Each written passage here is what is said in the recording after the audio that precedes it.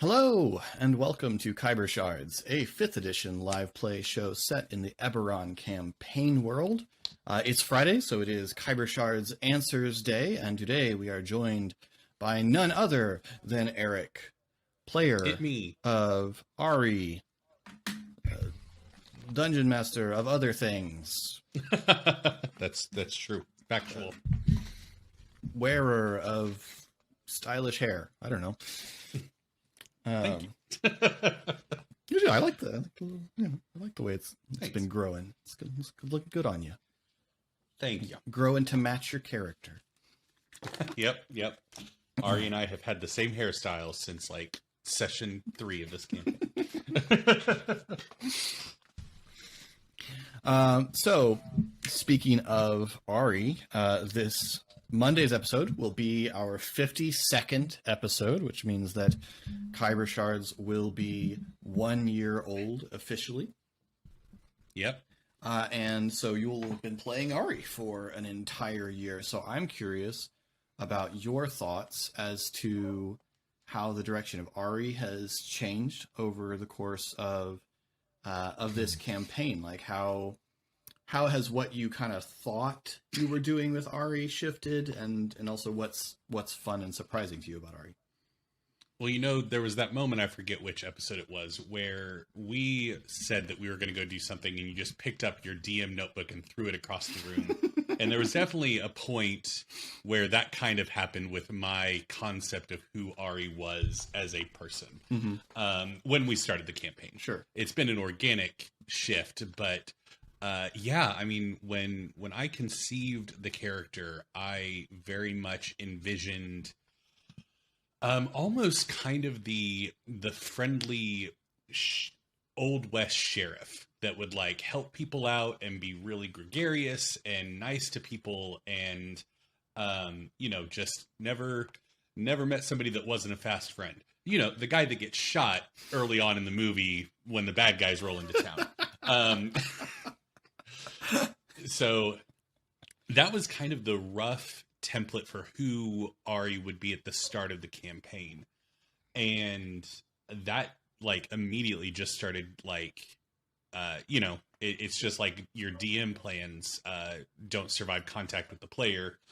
Players, a player concept rarely survives contact with a campaign. Yeah. And so, or a character concept rather. I, as a player, am sticking to my concept, but That's good.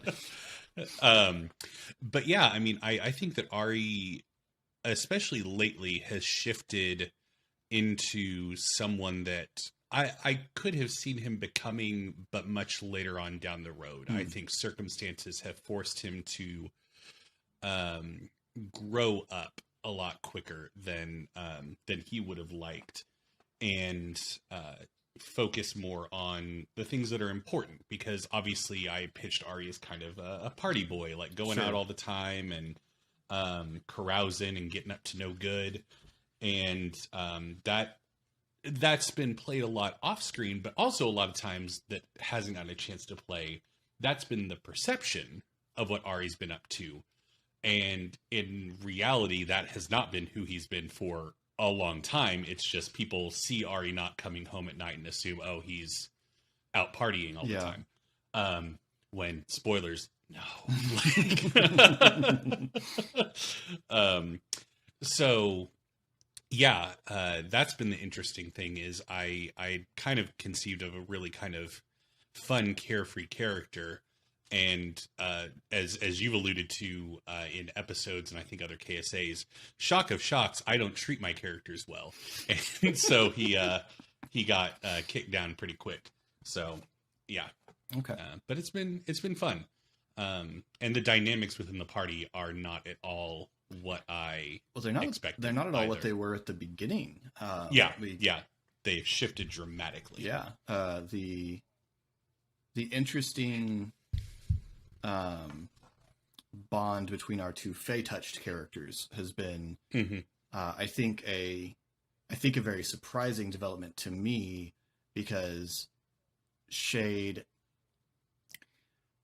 while Shade often says things that are very funny because of her just sort of disconnect between how a lot of other people think, Shade has always been a very serious character, and Ari always projected a very non-serious outer face to the world. And so seeing them bond over this issue of identity and remembrance has been kind of a fun development, as as Colin alluded to last time he was on, the little bit of distance that has developed between Ari and Pog, which was very much a close bond at the beginning with Ari and Pog. Yeah. So and it's, I mean, we got to kind of set it up a little bit with when Shade was considering bolting in the very first session, and Ari being the one to kind of talk to her about the importance of community and family and sticking together and things like that. And I also think a big part of it from Ari's perspective is the fact that you talk about Ari being kind of a fun, carefree, kind of funny person. And at least from Ari's perspective, Shade's the only one that takes Ari seriously. Like when Ari wants to actually like have a voice and share thoughts and share struggles and stuff, she's the one that he feels like genuinely hears him and listens and attempts to gain a level of understanding with him. And so that, I think, also kind of solidified Ari's relationship with her as it stands right now. I think the tree scene was very impactful for both Ari and Eric, as kind of revealing their relationship kind of in the moment, which was very cool, and I really enjoyed that. So. Yeah, that was a really sweet scene. I liked that a lot. We'll be interested to see how the dynamics continue to develop as we delve more into who their characters are in the next set of episodes that will start releasing on Monday. So that will be, I'm looking forward to that. But I can't talk about that yet because it's really hard when we get so far ahead. We are so far ahead. Yeah. To remember exactly where we stopped.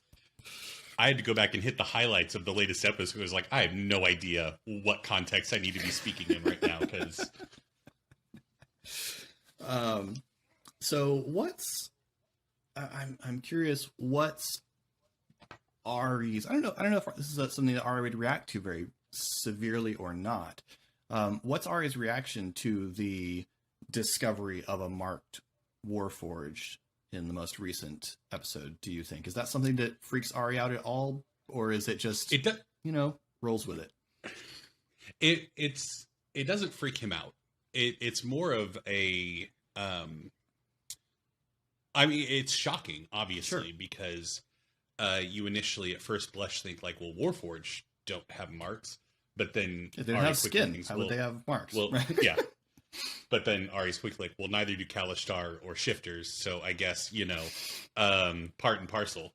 But no, I mean, I think Ari's perspective on all of that was just the indignation of him being them being in a box, with a Kenneth seal on it, and just like, of course, this extremely unique, special person is in a crate in a basement, and so I think that's where Ari's mind initially went, was just the reinforcement of his already pretty established biases against the houses is just, it's like, of course, where else would they have them?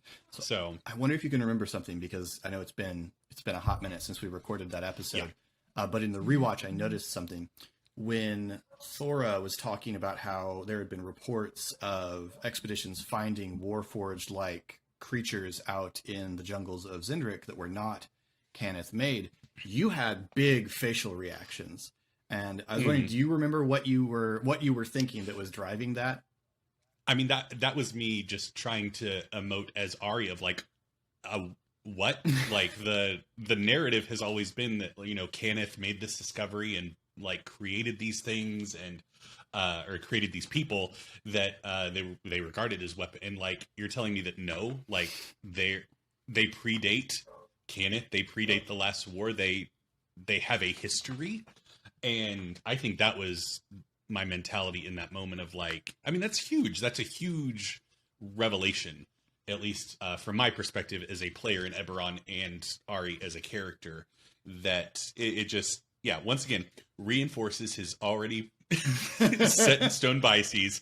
Of course, Kenneth would lie about something like that and say, "Oh yes, we did this amazing thing," but no, they just stole it from Someone down here. Yeah. So yeah, from somebody.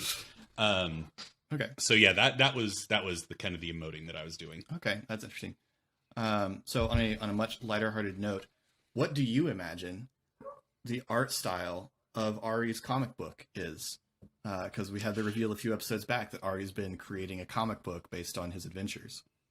Yeah, it's definitely it just because it's been the art style kind of in my brain lately.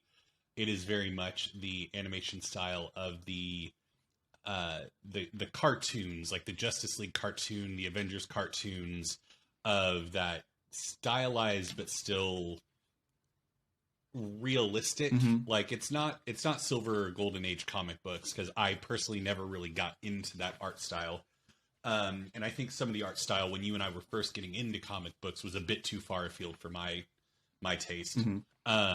So yeah, it's very much that cartoon realistic style. Bright colors so, yeah. and vivid, that kind of thing. Cool. Yes, absolutely. Awesome. So I loved that reveal. That was very surprising to me, and I thought that was just delightful. So I'm looking forward to what in the world's gonna come of that. Okay, well, we had just a couple of viewer questions.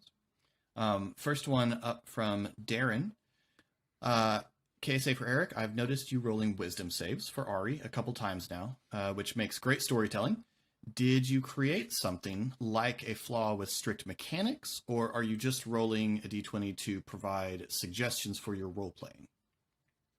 Yeah, I basically have it set to Ari's own spell save DC, just for simplicity's sake. Kind of that represents his own mental fortitude, so it kind of makes sense to roll against that.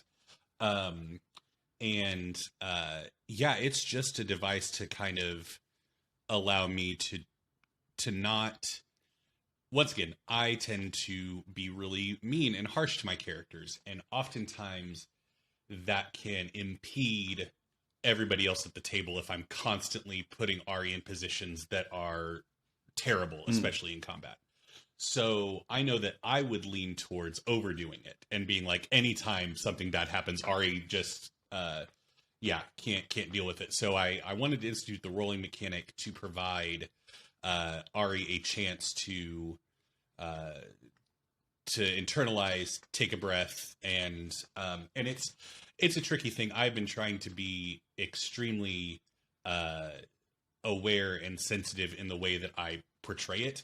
I recently read a book called The Body Keeps the Score that's all about PTSD and kind of what that does physically to an individual.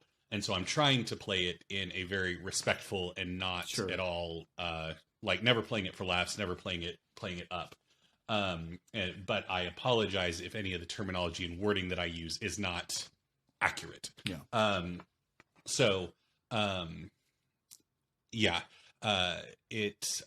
It's just a device to allow myself to invoke those moments while not overdoing it. And even when I fail that check, it's a tightrope walk, because the campaign, the combat, the episode, whatever, is not about Ari. Like, Ari's a participant in that story, but I'm never inclined to put him in a position to where the focus is like spotlight on Ari and everything else needs to come to a halt. So yeah, that's kind of why I instituted that, to pick my battles when it happens, and then also when it does, keep myself aware to not overdo it. Because if I were playing it quote unquote realistically, then the fact that once combat was over, Ari kind of bounced back pretty quickly is obviously not right. Yeah. But from a storytelling standpoint, trying to find that balance of having this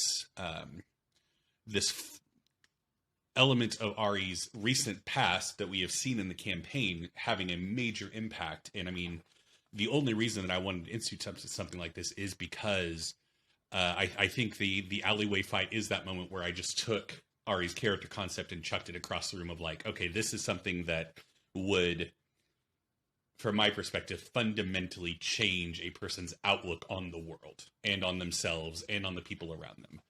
And so I wanted to have that be a lingering thing that had real tangible stakes and an impact on who Ari is, while walking that line. So cool. Yeah, that's interesting. And we had another one from the other Eric. KSA for Eric. I hear Ari talk a lot about what he's not good at, which has often, I think, been combat, is what Ari has often described himself. Although Ari is potent in combat. Yeah. He's just a bit fragile. What does he feel is his greatest contribution to A, the party, B, society as a whole, and C, the school? What is he good at in his mind?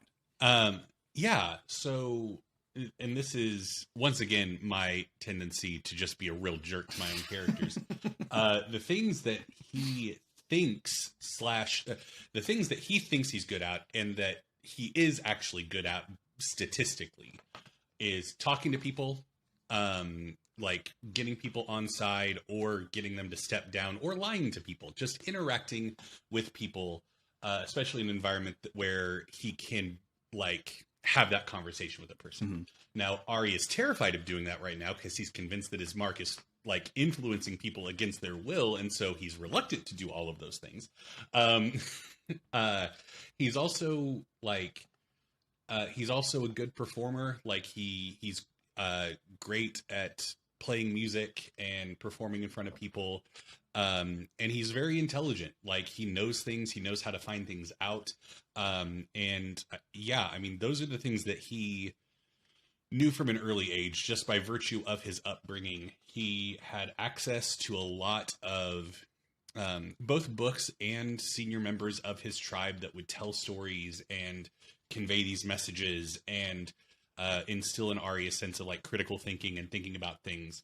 And then also sitting around the fire playing music and talking to people and telling his own stories and things like that. So those are where Ari excels and where he knows that he excels.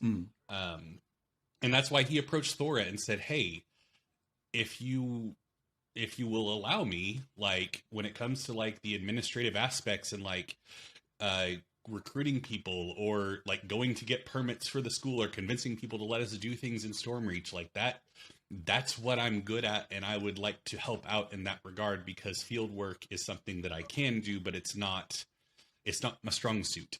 And so yeah, also surviving in the woods is another thing that Ari has been very open about being terrible at. So yeah, I mean, that's and I mean, I built Ari when we had our session 0 and kind of talked through what type of campaign that we were going to do.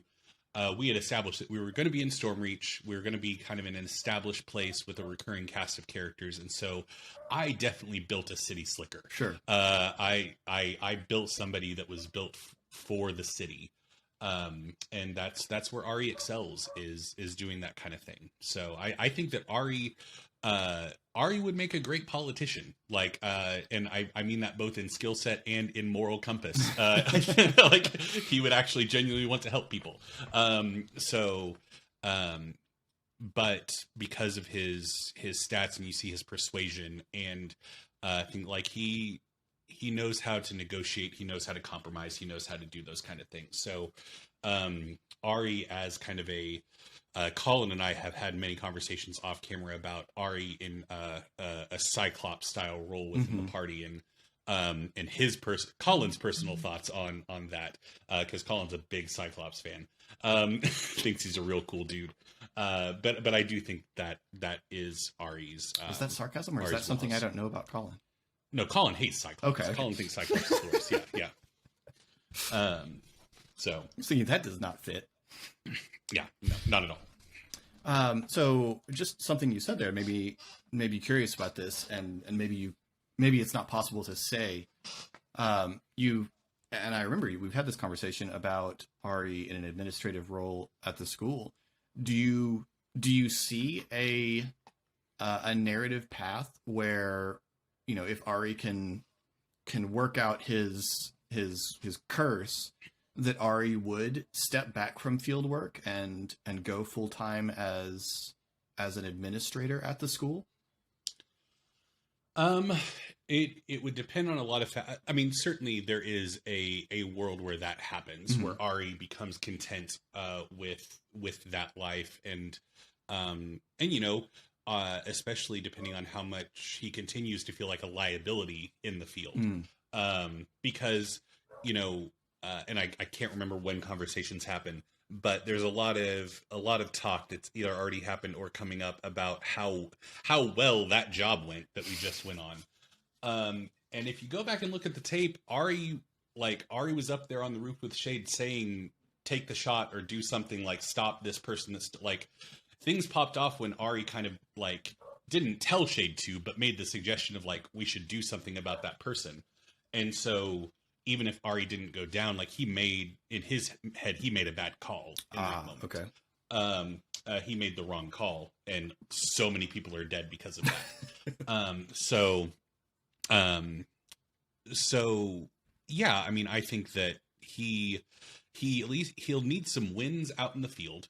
But also he enjoys going out with his friends and doing these things and doing his best to make sure that they make it back okay. And making sure that they don't go through a warehouse and just murder with reckless abandon most of the time. Yeah, I mean, but I do think there is a world where Ari could kind of hit the point, especially if he's gained kind of Thora's trust and his time is needed in a more administrative role in the school or in Stormreach or whatever, where Ari might retire from the field life or something like that. Or it may just come down to, in the context of the campaign, anytime you ask us what we're doing, I just kind of tell you, like, well, what does Thora need Ari to do? So Ari loses any hobbies or free time and just tries to have it all. Ari gets a job, like a job. Like a 9 to 5. Yeah. Like, guys, I would love to go to the Feywild again, but I don't clock off until 5. Mountain of paperwork. These permits and grant requests aren't gonna fill themselves out. Yep. Got a meeting with Sel Shadra at 12. It's gonna be a nightmare. Nice. Yeah. Well, cool. Well, those are all of our questions. So we will call it a day there. Couple of announcements. One, if you're on our Discord, you probably saw a link to this, but we went ahead and opened up a little merch store for Khyber Shards stuff. So if you'd like to support the show that way, with, t-shirts and hoodies and stuff, or a mug, then you can find a link to that down in the description, along with all of our social media, a link to our Discord, and all the usual how to find us information, which you can find all down there. And then we hope everyone will have a wonderful Christmas and other holidays that are going on around here. I think some of them are... Hanukkah ended. Hanukkah's done. Hanukkah's done. Okay. So the remainder of the holidays that continue to come up, we hope you will enjoy the time with your family.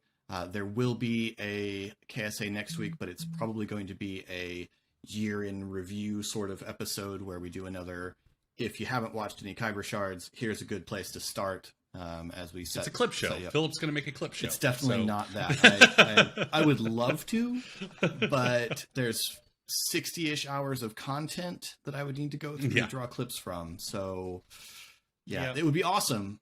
I fully support that being done.